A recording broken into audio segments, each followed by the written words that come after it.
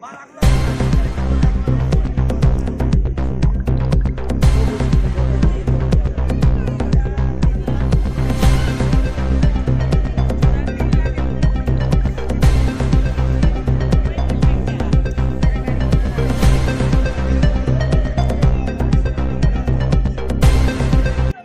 পেয়েছি ভোরবেলা যে দেওছড়া স্কুলের পেছনে দুটো ডিআই বোলেরো গাড়ি আটক করা হয়েছে এবং সেটাতে 12টা বিভিন্ন ব্রিডের গরু আটক করা হয়েছে, পাবলিক আটক করেছে এবং কিছু স্ক্যাটার্ড ইনসিডেন্টও হয়েছে, গাড়ি ভাঙচুর হয়েছে, একজনকে হয়তো একটু মারধরও করা হয়েছে পাবলিকের দ্বারা।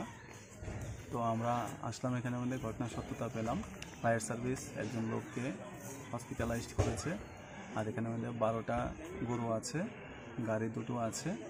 তো আমরা দেখছি যদি স্থানীয় লোকজন কোনো রকমের অভিযোগ দেয়, সেই অভিযোগ মোতাবেক আমরা এফআইআর রেজিস্টার করব অ্যানিম্যাল ক্রুয়েলটি অ্যাক্টে, অথবা আমরা সুমতো কমপ্লেন নিয়ে এটা তদন্ত করব।